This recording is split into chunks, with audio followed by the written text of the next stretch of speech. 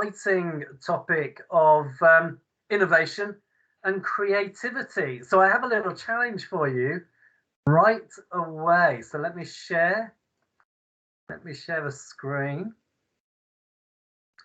Okay, hopefully you can see that. Now on Teams, it takes quite some time for a presentation to come up. Right, here's the challenge. I don't know if you've got a piece of paper handy or you can draw it on your computer. 9 dots in a square there. Join all 4 9 dots with only only 4 straight lines, not taking your pencil or pen off the paper. You may have come across this one before. It is kind of a classic little test. Have a think about it. You only have 4 lines. And 4 straight lines, so they can't be curved. 4 straight lines. Join all 9 dots without taking your pen or pencil off the paper.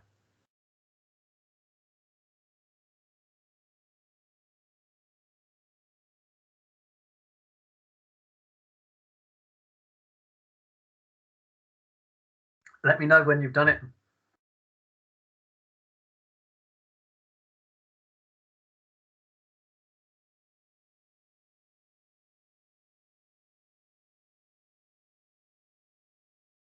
First one to do it wins a prize. Not that I can really give you a prize. Honestly, I've already failed. I can't do it with because 5. I keep on repeating the same line on, and I'm like, okay. I don't know if it's fair. I've come across it already. So. So you know the answer then? Yeah. Of course, it's our graphic designer. Of course, it's our designer with the solution. So what's the answer to it then? Do you want me to what? Photograph it? Yeah, you can, or you can just explain it and I'll show it. How do we do it? Okay, so you go from the bottom right, but not from the corner. You go a little bit further away. From here, say? Yeah. Yeah, and there you go from a little bit further. Let me just.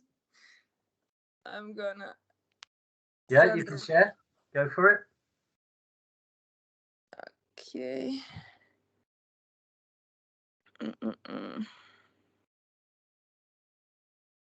How do I? Oh my god. Apologies, it's a bit early. I don't know where is the chat on my phone. Okay, here it is. Yeah. Okay. I am sending.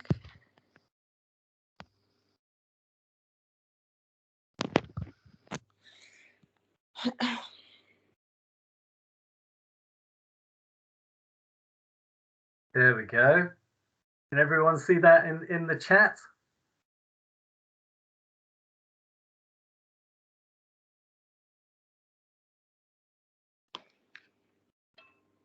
Oh, yes.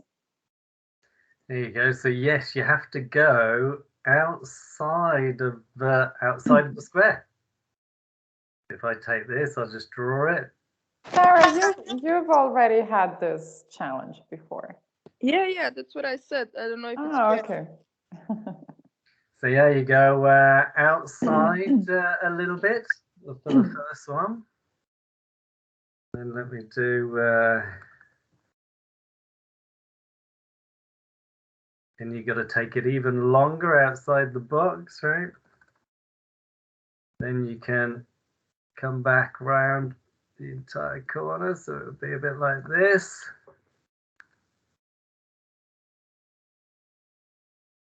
Nah, making a mess of my drawing. Sure there's an easier way to do this. That's it, and then the last one.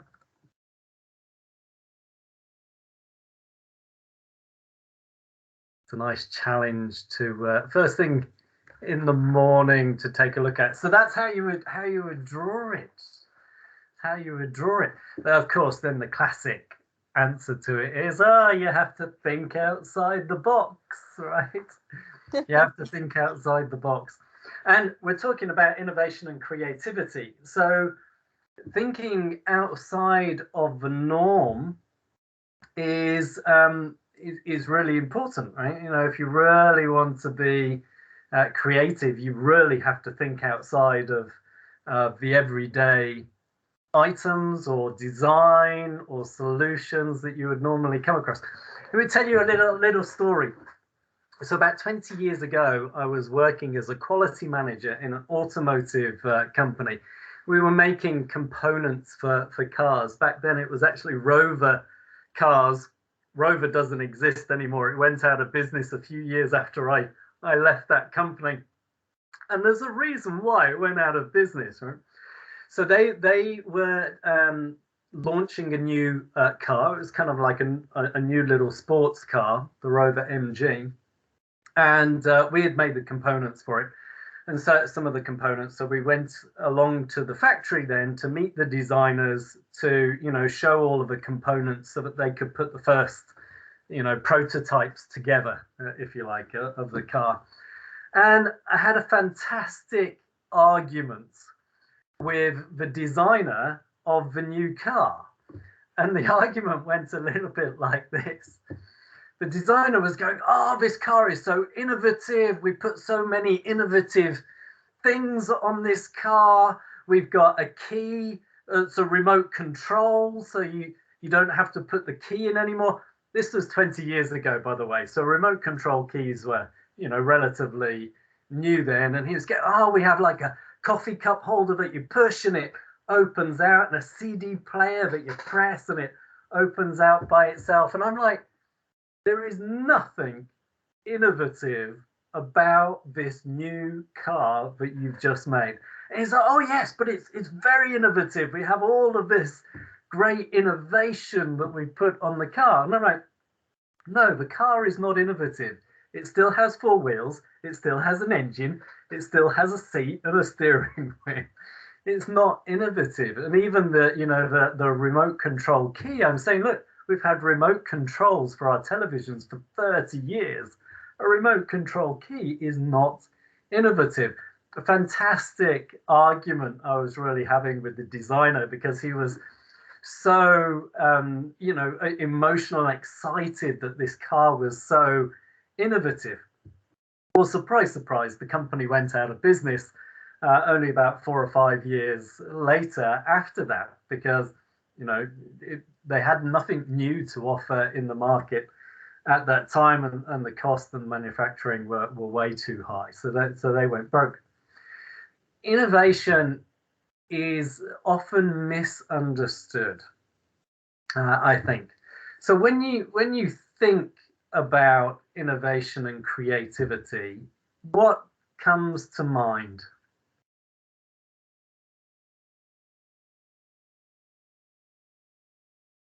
A light bulb. A light bulb.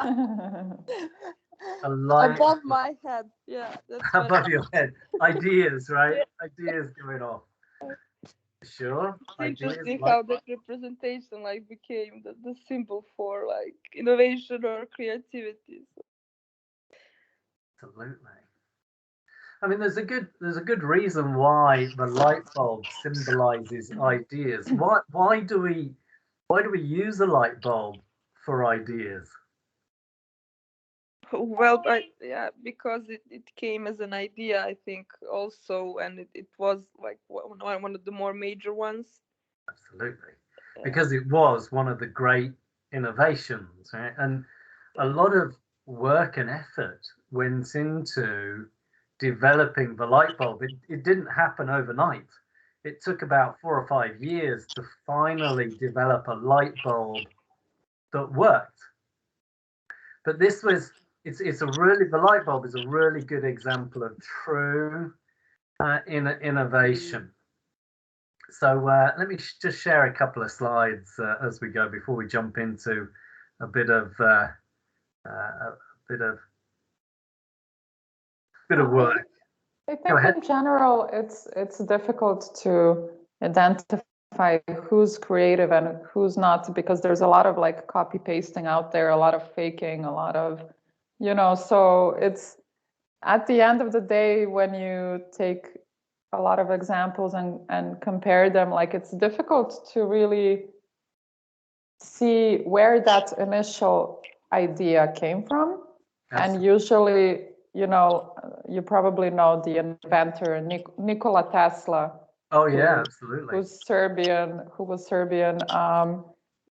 A lot of people don't even know the ideas he came up with because his, let's say, ideas were in a way stolen by others. So, oh yeah, a lot. And that happens a lot, especially people that have money, it's easy for them to just steal an idea. So absolutely. And certainly back in the 1980s, I remember there was a lot of what was called corporate espionage, where different companies was literally sending spies into other companies to try and steal their very latest innovations. At that time in the 80s, of course, you had all of this technology boom with computers, information technology, all of these very latest technologies in the 80s. And there was a lot of spying going on to steal each other's ideas, right? Yeah. Which is kind of crazy, but absolutely it happens. It definitely happens because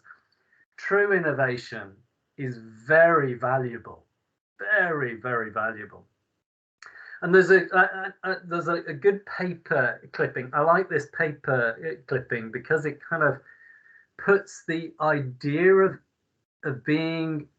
exploring new boundaries, and it's only when you're really at the very edge of discovery that innovation tends to come about.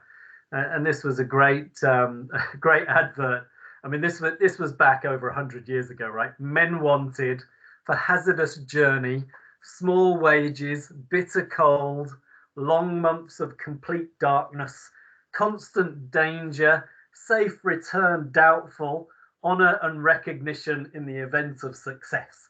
Sounds like a good job description for any job, actually. Low wages, bitter cold, long months of darkness. Sounds like many job descriptions. And, at the time they were trying to get to the South Pole. The race was on for the South Pole. And Robert Scott really coined this phrase of, if you're not prepared to walk into the unknown, how can you ever find anything new? So really, innovation is about trying to go into the unknown and find real, genuine innovation. Not like the car example I gave. They were improving things, for sure. They were elaborating on and evolving technologies, but they weren't innovation. They were not true innovation, even though there were clearly improvements and some good technology going into it. So this is, for me, innovation. I don't know if you watched my little brief video, but I was very lucky when I was working at IBM as a consultant.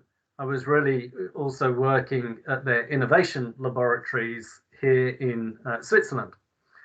And I was really fortunate to spend a bit of time with their head of innovation there. He was an amazing person. I mean, he was 72 years old back then, but just incredibly driven around innovation.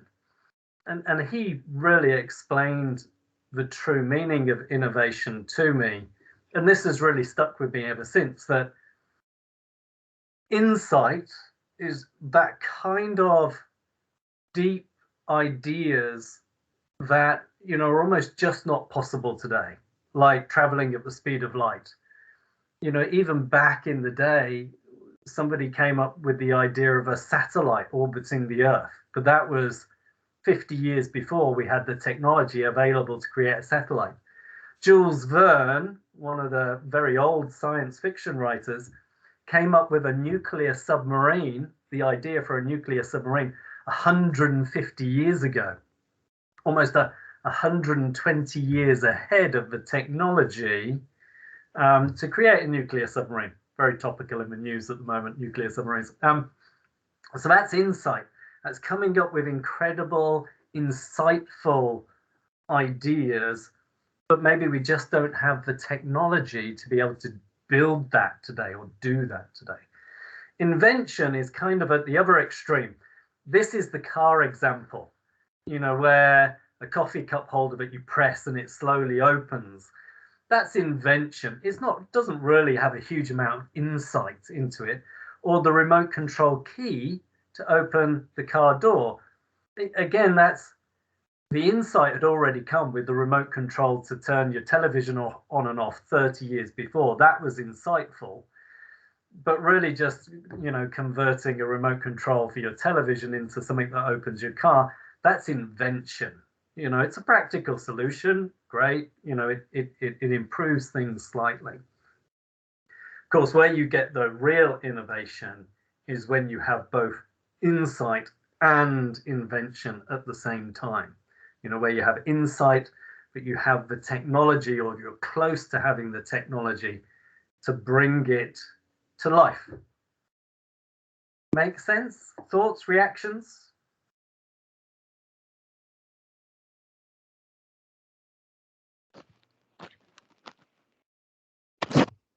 I mean, this is something that you come across like in like art universities as well, because you soon realize that you won't be able to create anything that's never been seen before. But at the same time, what they tell you is like, imagine if like all of the art was like if you were in a big white room, like everything that was invented or created so far would be like a small dot on the wall. Like in that big white room, and it's so hard to, you know, cope with that and go deeper and try to invent and create something like new. So always like a big issue. But I love the remote controller example when the parents stopped using their children as remote controller. Yeah, exactly. Go and change the channel. Absolutely. Yeah, exactly. Right? You know, it's trying to genuinely think of insightful ideas that then you can deliver. And you know, in business, this can be actually surprisingly difficult to come with new insightful ideas. Over your experience, just the last 5 or 10 years or so, you're way too young. Maybe over the last 2 years. Well, what would you say has been something innovative that you would go, aha, that is really genuinely innovative? See if you can name a few things that you say, oh, okay, that's really innovative. Oh, I know, like what the cafes are doing with the menus and QR codes and things like. I love that. Like when you go and you QR the whole menu, or you are able to see the images of food. You don't need to ask too many questions, or like you have two big menus on the table and things like that. So that's like the most recent one, I think, that like I really like. Yeah, that's a good one. It's a good one. Other thoughts? I mean, I think since I moved to Europe, this already exists, but my parents also lived abroad, and FaceTime never existed, and the cost of phone calls were so expensive.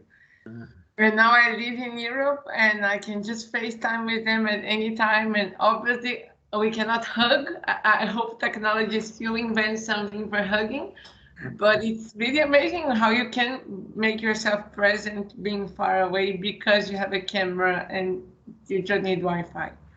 Absolutely. That's what, yeah.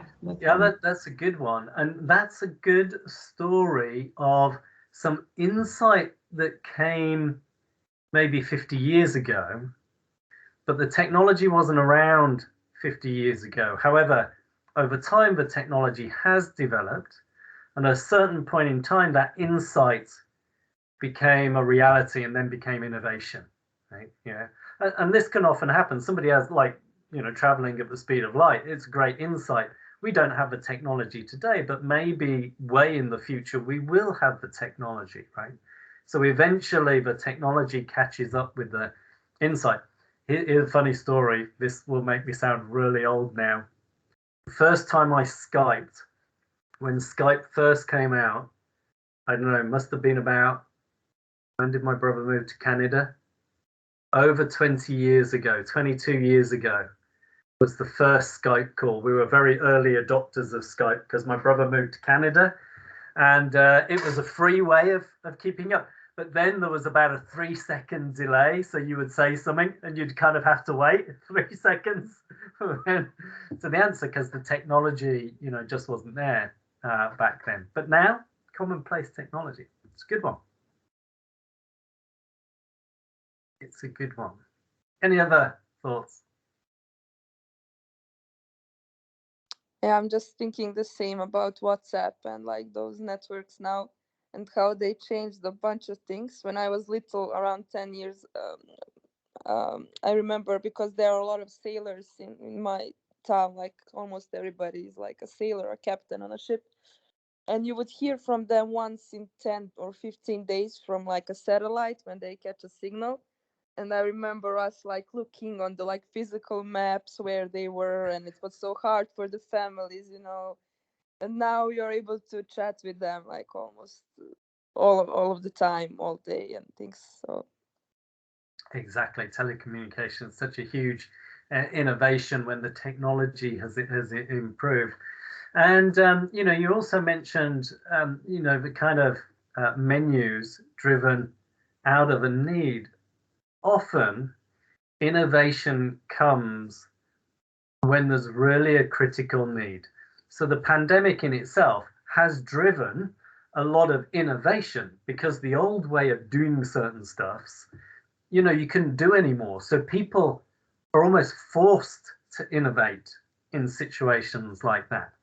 So there are sometimes situations that actually drive innovation, surprisingly enough. Where there is a need, people often find a way, right? We're clever human beings. We can come up with some really clever stuff. Mark, home office is the most amazing thing ever. Who would ever think that we would never need to go to an office? Absolutely. I had a good conversation with, we do a lot of work with Genpact out in India, and I was physically in India just before the pandemic broke, managed to get back just in time before all the lockdowns. And we were having a really good discussion about, if the pandemic had happened 10 years ago, it would have been a very, very different pandemic. Because back then, there was the Skype and stuff like that, but the technology really wasn't robust enough. There was still the delay on the talking. Skype would often crash, very digital, problems, all that kind of stuff. And laptops, and the availability of laptops and the cheapness of laptops, for home working just wasn't available back 10 years ago. It would have been a very different pandemic. Kind of the technology was just right, if you like, for us to be able to all work from home en masse around the world. It would have been very different 10 or 15 years ago. We would probably also have fewer conspiracy theories. That's true. That's true. There's some great ones about making your body magnetic and stuff like that at the moment. But anyway, now that would be real innovation if you could make your own body magnetic, but that's something else. Let's jump on to the Klaxoon whiteboard. I've got a few questions for you and a bit of workshopy stuff around innovation. Always good to workshop the innovation. I put the Klaxoon. It's the same Klaxoon board that we always use. in the chat. Let me know when you're in. I'm in. Excellent. Might ask you for a nickname again. So there you go. Aim for the middle of the whiteboard with the welcome, and you'll see the little box just underneath it. We'll do a very quick post-it brainstorm.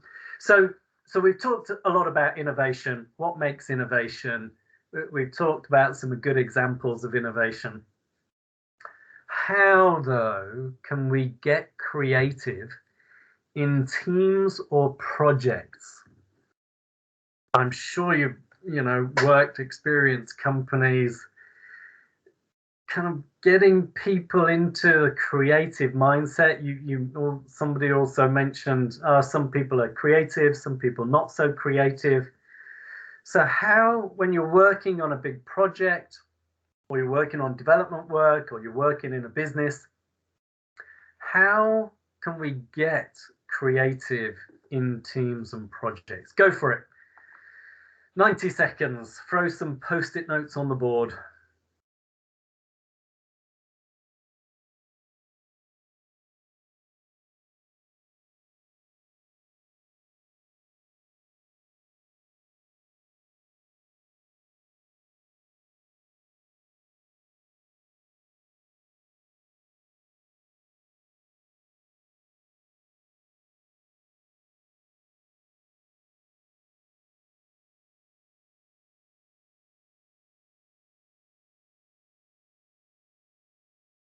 That's it. Keep them coming.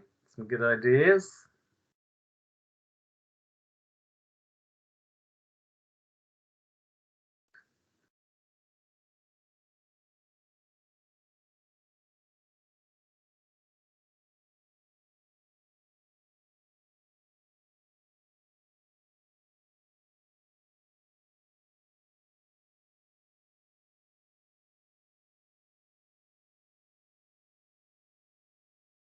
That's it. Keep them coming. Another 10 seconds or so. See if we have any more.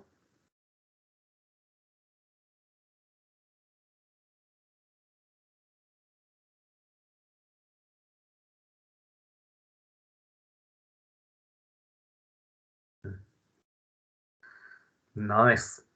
5 more seconds.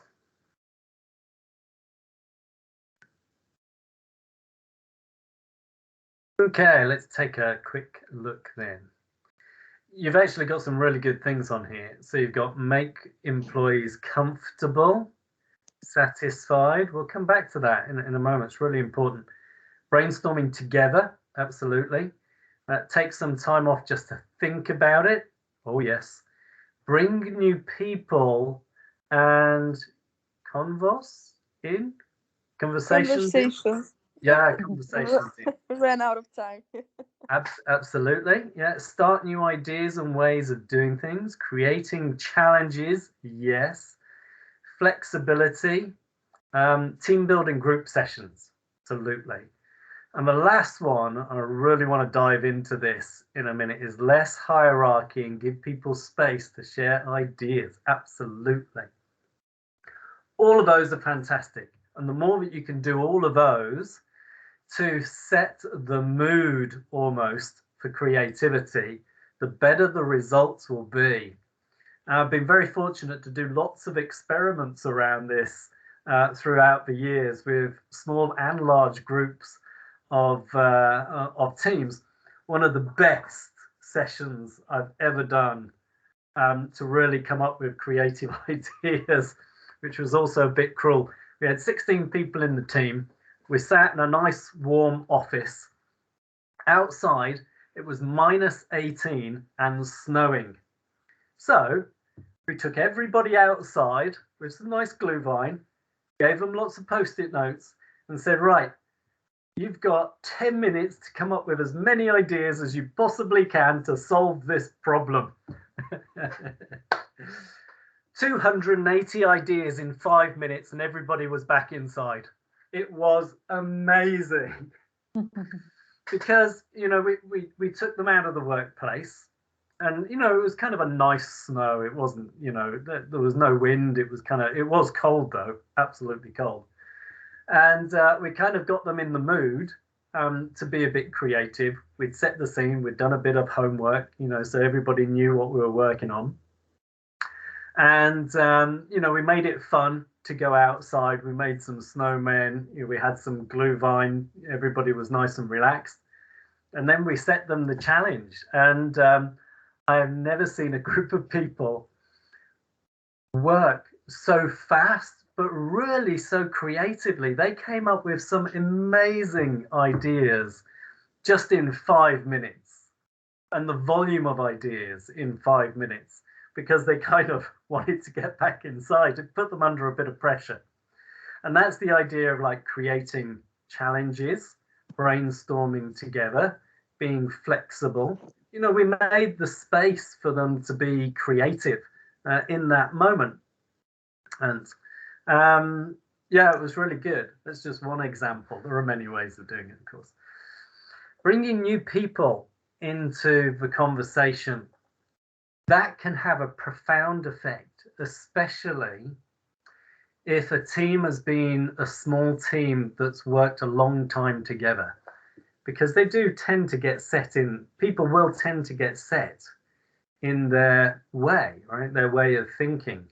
Bringing somebody in from a different department, we've even brought firemen and ambulance people into sessions because they just think completely differently, and can bring this attitude, well, if there's a fire, how you want to do that faster and better, or if it's a real emergency, how would you do your entire job just differently if it was a real emergency? You can get incredible results by doing that, by really having different people with different experiences in the room. All great. Thoughts, reactions?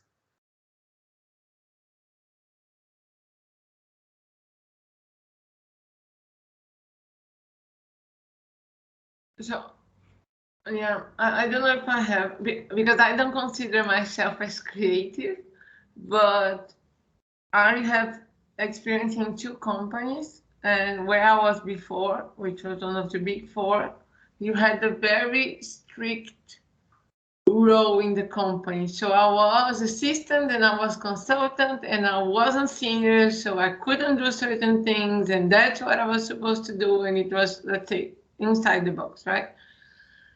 And then I changed companies, and in Treasure everything is more flexible, and then in the project I'm working, it's also, I can kind of be much more than just my role, and that gave me space to go further, to change things, and to do a better job than I think I was doing my previous jobs. So it's not necessarily being creative, but giving people space to be more flexible and to go beyond their role. I think it's already a huge starting point for all the employees. Yeah, absolutely. And companies are very different. Some companies just like things done in a certain way.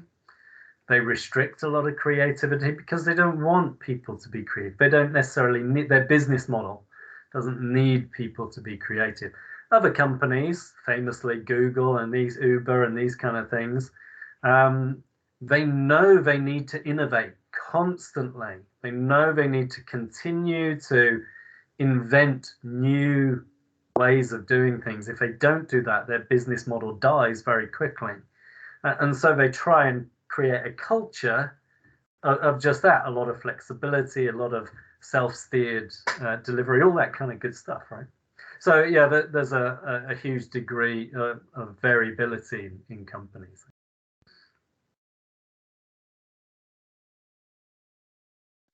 And I like that we mentioned like how people are most creative when they're like, they really need something on their, like, on the verge of survival.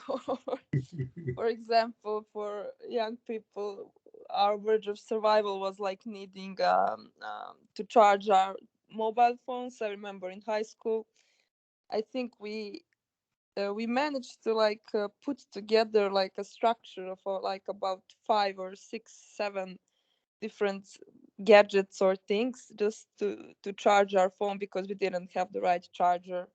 Exactly. and like you would like go like so far to just make something that you need at that moment. And I think that's like the quickest form of like how you get to like that stage of just like pulling together all of the resources that you have and trying to get what you need. Absolutely. Having a clear target and need is really helpful to keep people focused on coming up with creative solutions. Yeah, go for it. Yeah, but also, yeah, I mean, it's interesting how different generations have had different means of being creative. Like Sarah was mentioning, phones in high school. I got my first phone like it was my second year of university, honestly. So we didn't have, we didn't grow up with these, phones and social media and everything. So I think, in a way it's a shame because, I remember like I had a lot of these like creative classes, like, pottery or art or so on. And I think those really ways of expressing yourself have really died off because, so much is available, on these apps, and so much like time is wasted on apps, especially kids, so I had more of these like, in a way, I'm happy I grew up in this environment where it was more about this, innocent way of being creative, so yeah, that's changing a lot. Absolutely. And I mean, we could talk on what you've just said for hours, Yeah. very much so, but the underlying truth in what you said is the world is changing faster and faster every day. Yeah. And therefore, innovation and creativity becomes more and more important to keep, especially from a business perspective. I'm really talking from a business perspective now. So therefore, to keep ahead of the competition, to find products and services and things that you can sell and make a lot of money off, you have to be changing and being creative and innovative to really keep ahead of the rest, or create a significant business model that can continue year on year. Taxis is a classic one. The music industry is also a classic one, that the old model of supplying music died 20 years ago, but the old music industry is still holding on as best as it can. Well, actually, music industry has moved on way past the old way of delivering, vinyl records, tapes, CDs even. My son has never even owned a CD. Doesn't need it. Everything's online. It doesn't even have a player or anything like that. It's just all online now. So I'm still keeping my CDs as a collection. Very nice. I still have a few vinyl records, yeah. but because I'm old. But you see, the world changes faster and faster, and therefore creativity and innovation, plays a really important role in the future. Last thing to think about that I wanted to mention before we do a bit of creativity and innovation is that less hierarchy and give people space to share ideas. Humans are fantastically creative, but humans are also very good when they're in a group at unconsciously finding some kind of consensus. It's actually a survival mechanism, so we do it even without thinking about it. When we're in a group, right, we all try and come to an agreement that kind of works for everybody so that we can harmoniously move forward, right? This is known as groupthink. Groupthink can kill creativity and innovation very, very quickly. There's a great film called 12 Angry Men. It's a black and white film, and it's about a jury in the US. a young man has committed murder, and the white jury, within seconds says absolutely that man committed the murder. There was only one of the jury members that then goes, hold on, I think we should see the evidence first before we just jump to the conclusion. And the film's fantastic because over time it shows by just this one man going, hold on, we need to know the answer to these questions. The jury turns, and with all the evidence that is presented, actually the man didn't commit the murder. But the going in assumption, the group think, just from natural biases, was that man committed the murder. And groupthink in creativity has the classic effect where, if somebody says, I've got this great idea, somebody else will go, that's ridiculous. There's no way that we can implement that, or that's a stupid idea. And often, I think, again, we've mentioned it a few times, some people may be more creative than others. That's maybe natural. Some people might be super creative, but highly introverted and just not want to share their idea openly. Okay?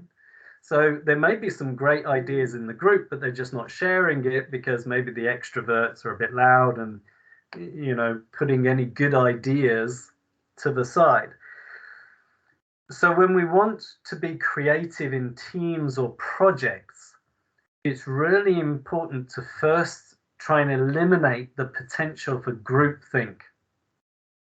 And of course, there are some very easy ways of doing that. It is an important thing to know about, though, when you are trying to encourage people to be creative or innovative, is to try and avoid that groupthink from happening. It's a bit the art of facilitation. And unconsciously, of course, we've been doing a lot of that whilst we've been doing this training. So I invite you to head down the board towards our Chocolicious company. Keep going right down to our Chocolicious company again on the whiteboard. You see that we've done some work on Chocolicious already. The first time we played the Agile Chocolicious game, we learned a bit about Agile, then we did a bit of Lean Six Sigma and in qualitative and measured improvement on it. So now our Chocolicious company is successful. We're making a profit. We're selling many boxes of chocolate. Now, because, the world of chocolate moves on occasionally, we want to reinvent Chocolicious. So here's our opportunity to reinvent Chocolicious all over again. The need is clear. In our local market, our competition is now selling almost identical chocolates to ours because they've found that our chocolates are great. Right? So they've kind of copied our chocolate idea. All their chocolates are yellow, right? They're all round, and they're selling the chocolates for a cheaper price than we're selling our chocolates. So there's an absolute need to do something. Otherwise, the competition is just going to take our market away from us. That's the concept. So we've pulled you wonderful Chocolicious employees together to go, right, how do we reinvent Chocolicious? So you'll see the little box there towards the right of the chocolate box. We're going to take 2 minutes. It's -18. It's snowing outside. Brainstorm as many Post-it notes how we can reinvent Chocolicious as physically possible. Go for it. I'll put the timer on. 2 minutes. As many Chocolicious ideas as you can possibly come with. Let's see if we can rescue Chocolicious from our competition. Go for it. Lots and lots of great ideas.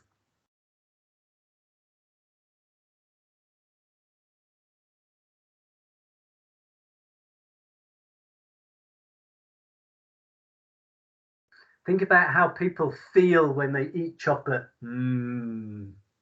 especially when you get that special flavor that is like your favorite flavor.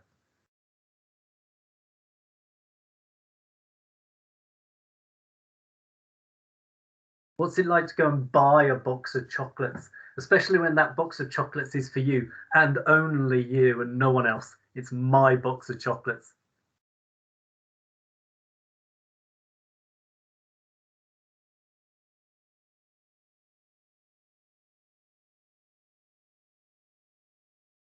Keep them coming. Lots of ideas.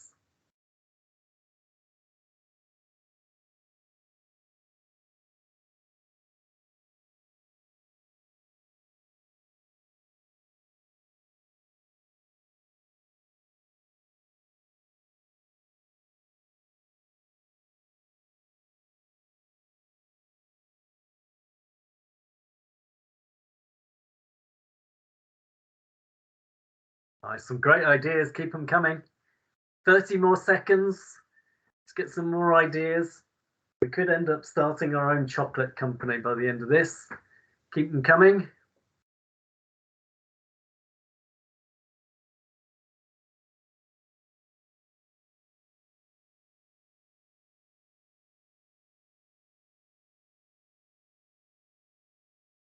Ten more seconds.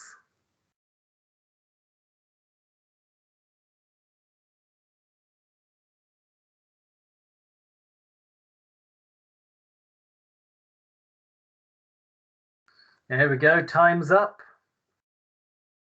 Let's take a look. Now, let's think about the process for just a moment. Why did I ask you to put the post-it notes down?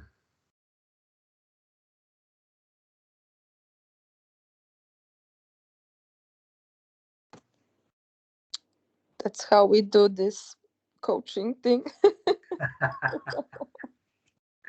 Yeah, it's absolutely how we do the coaching thing. Because you can reorganize, you can put it in order. Yes, absolutely. And, you know, there's a few things there. So for those people that maybe don't want to speak up in a large group, getting them to write it down is a great way of getting those hidden ideas out. That's really important.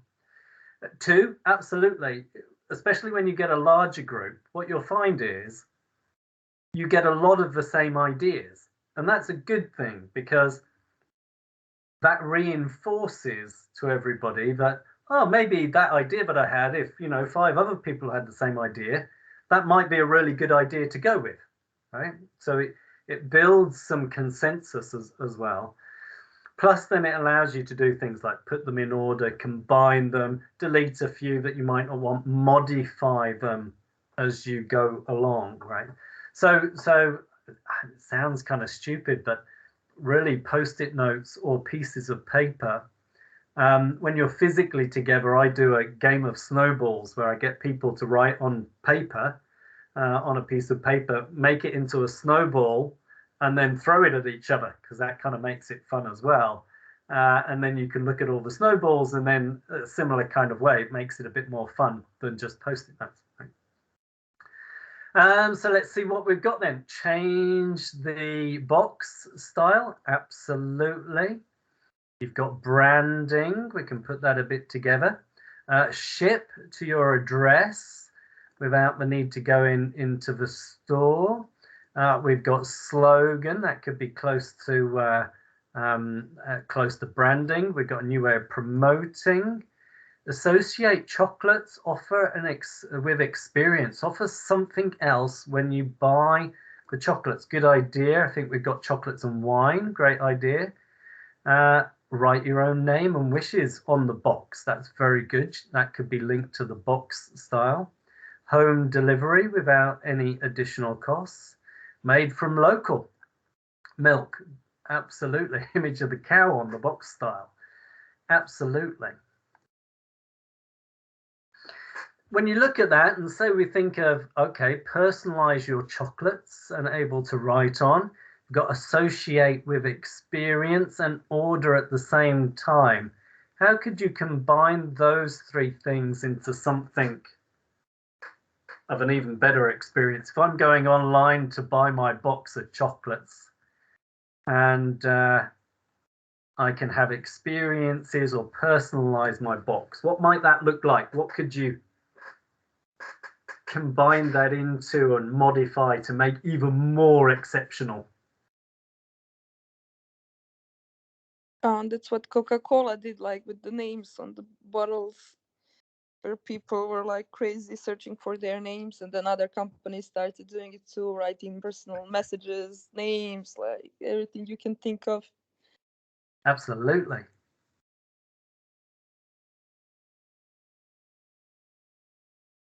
Absolutely. You know, good ideas get copied very quickly. So often, you know, it can be as simple as that. Somebody, hey, why don't we put somebody's name on the bowl? You know, it's a, kind of, again, it sounds silly, but then people start searching for their name. You sell more bottles of Yeah. Coca-Cola. Right.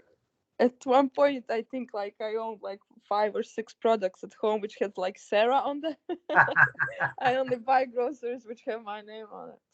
Excellent. How else might you combine that kind of online experience-based shopping for your box of chocolates?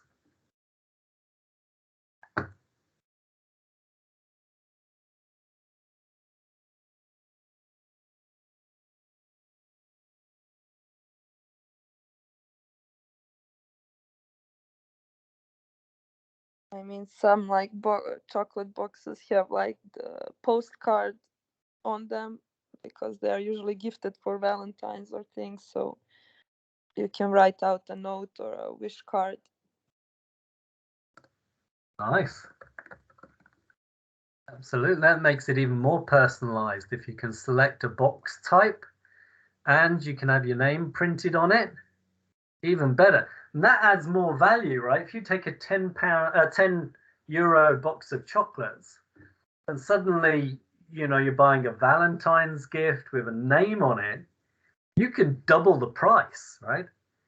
But the cost is maybe just a fraction more. Maybe, you know, it costs you €9 instead of €8, right? To then make the box, right? Absolutely. All of these are great ideas, and you can see then how the innovation can come really quickly. Really quickly. Any other thoughts then before we move on from our wonderful ideas? Because now we've got online purchase, customized selection of the box, name printed on it or a message printed on it. What else?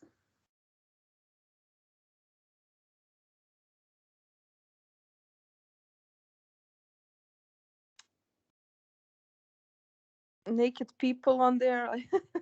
Well, that might sell a lot. I mean, when you don't know where to go, like that always sells. It's a case, you know your market, right? If that sells in your market, then absolutely. Absolutely. You know, it's an interesting thing. Ice cream marketing, right? At the end of the day, it's just ice cream with a bit of chocolate around it or something like that. But how do they market ice cream? They don't market the ice cream, oh, it's a wonderful vanilla flavor, it's cold, oh, it's got some chocolate on it. They market ice cream completely unrelated to the actual physical food that you're eating. Why do they do that? Because they sell the experience or the feeling that's like most, I think, visible with perfumes, because you can't market the smell, so you market the woman that you will be if you wear it. Yes, yeah, exactly.